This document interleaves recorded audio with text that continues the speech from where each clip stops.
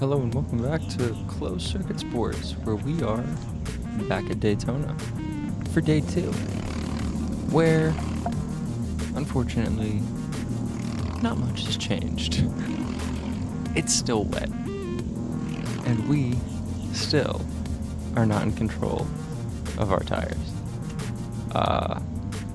We're gonna look a little bit at the numbers on the rosters at the end of each of these sessions and see the gaps between the people who were on the correct tires for the track conditions and the people who were not. That really came down to whether you owned your own cart or not.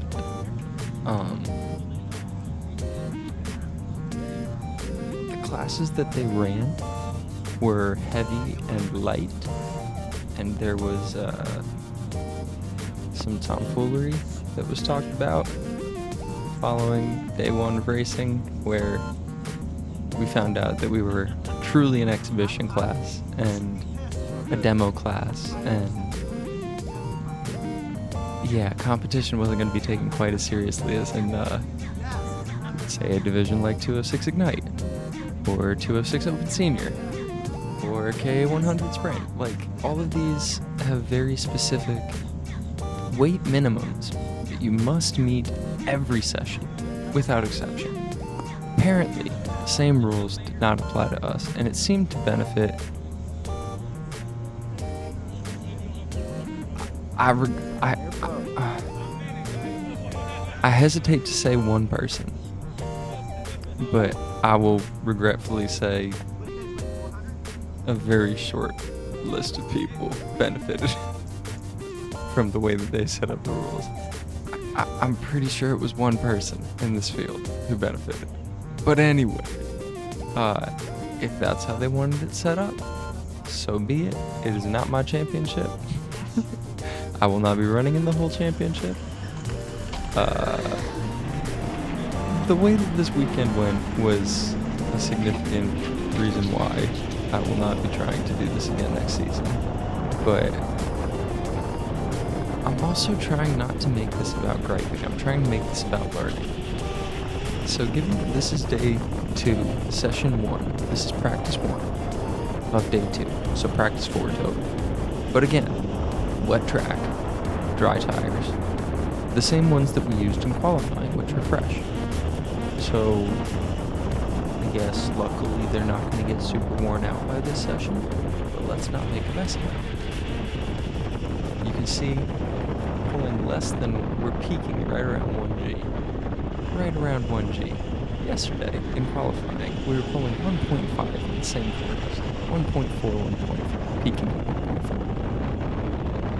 Peaking at around 60, 61 miles an hour. Definitely not reaching that right there on lap 1 here in practice. But also, and of course, trying to be careful. For as much as it has my name on the side of it, this is not my cart. There's a lot more that is mine.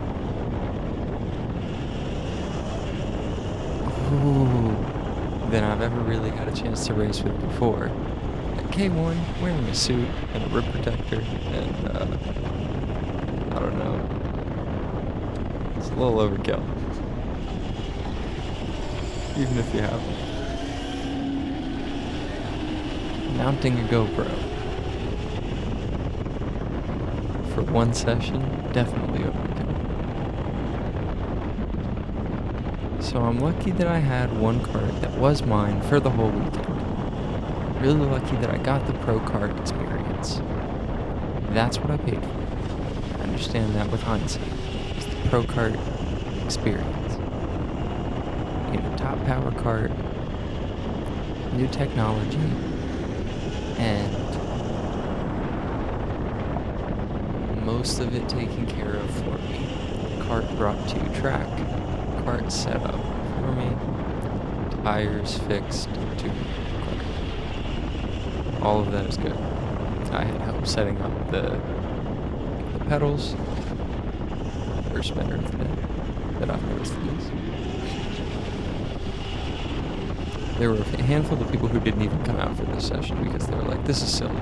Because they didn't change any of the rental drivers, any of the arriving drivers from the rain tires, back to the rain tires from the qualifying tires. They just left us on the qualifying tires because they're like, we don't have time to put everybody back. They were saying, if it keeps raining, you'll want those tires. You'll want to save those rain tires. Ha ha ha. For the race. And so we did. They just wouldn't let us do it. We knew we were buying the rain tires for the race later in the day, because they basically scripted that part. I don't think there was as much malice in the decision making over the course of the weekend as it felt like from where we were all standing. I really do think it was a series of unfortunate events, particularly because Artis, who runs the company and who I felt was operating in good faith the whole weekend, said on the setup day to me, I worry that the rain is going to ruin the weekend. That was a quote. So I can't really fault him per se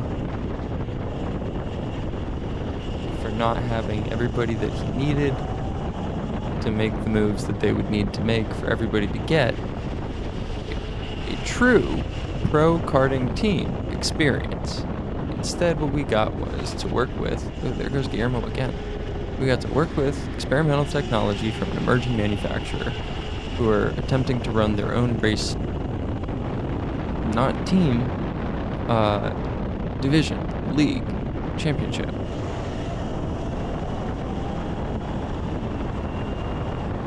So it makes sense that they would want to make sure, I guess, if you were looking at it from a certain angle, they would want to make sure that the people who are going to keep showing up are the ones who get the best results at the biggest event of the year, Daytona. Because the other events are going to be cool, but it's not going to be Daytona. It'll be something like Orlando or Whiteland for sure. Maybe MCC. We'll see where else they go. I think they wanted to go to K1 as well. But to get these carts all over this country, not easy for the families that own these carts. It's an operation in its own right, trying to work the logistics of karting across America. Or God help you, North America. Luckily, we are getting faster within this session. We're getting comfortable going faster. That was another fastest lap for us there. And the times are just all over the place. You can see right now we're not even, we're barely peaking at 1G. We're not getting even 1.1. Man. Okay. So, we're doing what we can to learn the limits of this combination again. The problem is,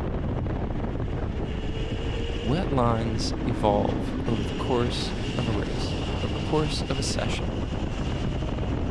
As the tires heat up, as the water gets pushed off of the line, as everybody drives across it, how hard is it raining, actively, all of these things factor in to how the track develops. Whether it stays cold, warms up, all these things. Now, being on the wrong tires won't change enough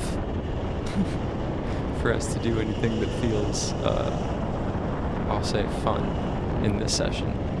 But what's so terribly unfortunate was the consistently changing conditions all weekend. We were all part-time weathermen this weekend. Normally, when you talk about the weather with strangers, it is the most boring kind of small talk. But to be talking about the weather in real time all weekend with these guys was fairly entertaining. Because we were all going through it together, to be honest. Very few of us, and those of us who were independent, were operating independently. Those of us who had come for the experience, come for the chance to race at Daytona Kartweek again or whatever. Not for me. It was my first time, but a couple of these guys were coming back for the however many time. There were a number of different stages represented of careers within this single division. We had guys who were true gentleman drivers who wanted to come back and use this as a networking experience. We had a couple of people who were top tier national competition. We had a couple of debutantes, I believe, from K1 locations like mine here in Indy. Ian is one of those right here. We're trying to figure out how to pass him. Guillermo is actually an investor. The 19 cart that we saw spin with the orange helmet. An investor in the program. He's building a track out in Puerto Rico. So there were a whole bunch of different, and Caitlin, a 16-year-old who was trying to stage a comeback, which I think is hilarious because apparently she was a child prodigy. But to be staging your comeback at 16, I found hilarious because at 28 making my national debut, I won't call it jealousy, but I was like, hey now, you're getting back into it. You're getting back into it. You're not unretired. So coming in from that session, we're trying to look on the bright side of life and say, okay, Muy peligroso. Holy shit. at least we didn't do any damage to the tires, right? But as we come back, for Heat 1, you might notice.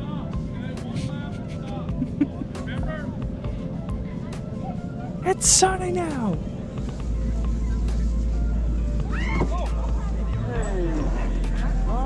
Remember we mentioned Galen? That was her, on her right. Having a little oopsie on the brake, on the accelerator pedal. Giving a little rear end to That was unfortunate. our buddy in front. I believe it was Guillermo. Terribly unfortunate. Definitely a confidence rattler before a race start. That's a bad luck. Because this That's a bad luck. is the first of what should be 5 race sessions. It should be this one, barring the weather, another one on the same day, and then the next day, another 2. Pre-final and a final.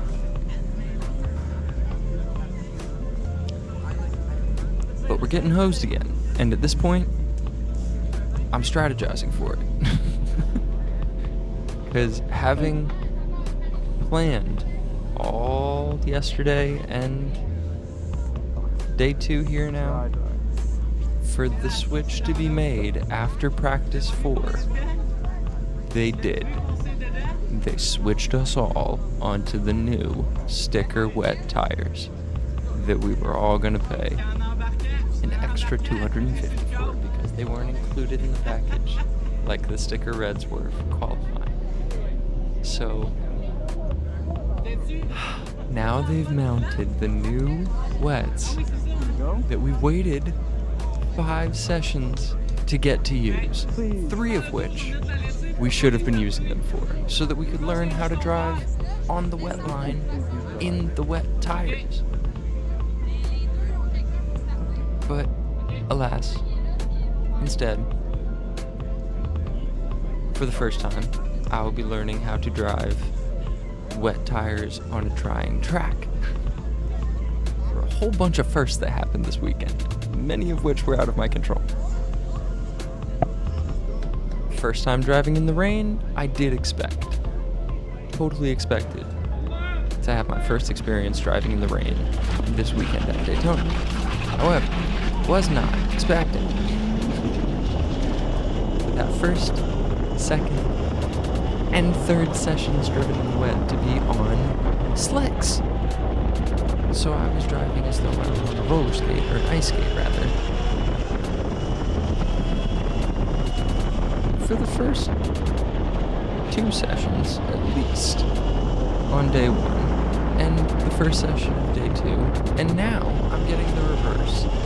I have tires that are like road tires, where they have no slip really available. There's slide or straight.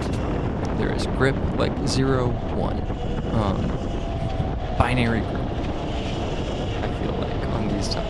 Because, first of all, we've got 5 sessions now of driving on the slicks. 3 of those in the wet. So, now, I'm thinking about the fact that this might not be the only wet session we drive. And it's hot out. 7. So I should take care of these. 19. Take care of the cart. 2. Take care of the tires. Because I'm not trying to get another set of these, to be honest with you. I'm so glad these little carts have reverse. I've never parallel parked a cart before, but there we go. Actually, matter of fact, I have K1. K1 have reverse as well. But it's still an odd experience. We form up the grid for the first time of the weekend. Damn, these rain tires are gonna be done. I was like, these things are gonna be gone. Absolutely gone. Actually, no, we'll leave them there for now. This thing's dry out here, man. It's bone dry. What I said, I was like, this ain't gonna be good. I mean, the sun's out. Yep. Yeah. Blue shot class Are is these kids gridded on up slicks? and ready to go for their Oh, standing start oh, here. dude. Everyone lined up, our flag and You don't tray, even have a getting chance into position. with these things. Pray for rain.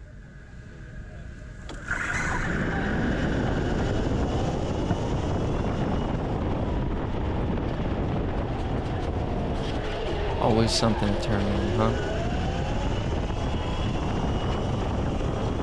Dodge the chaos. Scoot through. And now we begin our tire management program. Because as discussed with those gentlemen just there on the grid, oh, these tires are gonna be done. It's bone dry. It's hot out here. That's Yamori Richardson, there, the 7 cart on the slicks. His dad is his mechanic, the owner of the cart. His dad seemed like a very well-read man. His dad's name is Ramsey. He seemed like a guy who knew everything he needed to know about racing. That was the young man Achilles, the Kart Republic cart that was backwards there. His weekend started looking up from here. He is the, I think, 11-year-old, maybe 12. If that, qualified for the heavy division with lead on his cart, so he barely made the heavy. The heavy cutoff was 400, and I was scaling at 460. So were the other grown men in this class. 450, 445, 455. There were 3, count them, 3 carts that ran in the light class. Yamori, Caitlin, and Ian. Achilles would have made 4. Would he have won that class? Most likely. Should they have ran light and heavy? I don't think so. They should have ran open and fixed. It should have been the group of us that were renting, arrive and drive carts, starting 2nd class behind the open carts, those who all own their own chassis and power units. That was Class 1, and this was Class 2. We were treated as such over the course of the weekend. If the competition had simply been scored as such, I think everybody would have had way less problem with the actual finishing order of things as the weekend went on. I was not the saltiest by any stretch. As this race wore on, the kids that were on the slicks, whose teams had the right to decide whether they were running on slick tires or wet tires, had all fixed that situation while they were on the pre-grid or the grid, because we all saw that the track was drying, but we didn't know whether it would be so dry as to damage wet tires, or whether wet tires would still be the faster option when the heat race finally came around. And by the time it did, as you can see, I can't even find a puddle to try and keep the tires cool. There is no wet line for me to try and get some spray or whatever. These tires are just squealing now, and I have far less contact patch than I do with the slicks on. Far less lateral G available. You can see we're pushing 1.1 now a little bit. Momentaries. Nope, get there, peak 1.1. But on the slicks we're pulling 1.5, and that's seconds and seconds of lap time. Plus, I'm trying to nurse these now because I know it's just a heat race. This is the only significance of this race is to determine the starting order of heat race 2. That's it. Heat race 2 happens. Great. Then the pre-final happens, which determines the final starting position. So all of this is just building up to the final, right? I'm just trying to keep getting better over the course of the weekend. This is still my introductory event with this class. This is not my kart, as I keep mentioning. I am doing my best to control this thing at times here, because 30 horsepower, I cannot lie. It's got more giddy up than the tires are willing to give it. More track. This car was begging for more track. Kart. It was so heavy that it sure felt like a car at times. And I was sure driving it quite a bit like a car rather than a kart. I know that I need to loosen my grip moving forward, especially in 206 where it's even lower power. I saw 1.2 there. So also we crack into the 50s, thank God. But I'm going so slow compared to my competitors, and I'm very aware of it at this point. I'm like, okay, I'm not making up that game. We're just gonna bring it on home and see where we bring it on home. And we're pleasantly surprised, actually, when we get to see the final result. That ended up being the race winner. Christopher Graham. I think I pronounced it correctly, but forgive me if I did not. Zipping by on his slicks.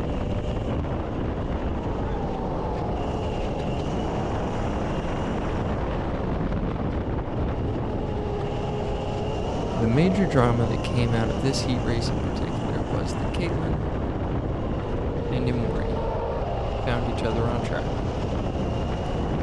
Caitlin, who had been forced to run on the wet tires, through a pretty hefty block. Call it a NASCAR move. And she got a written warning for it, which I think is crazy. But that's not...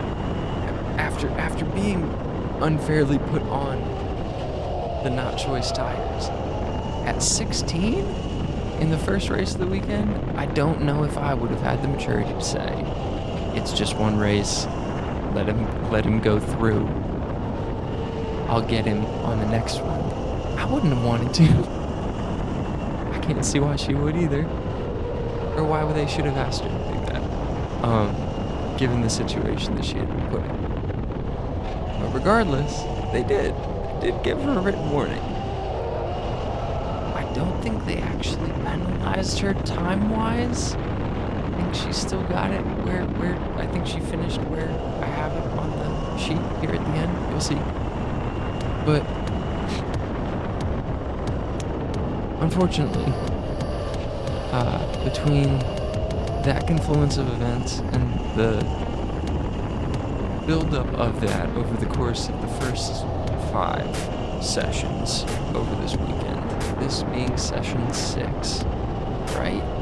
We had 4 sessions yesterday, and this is the second of today.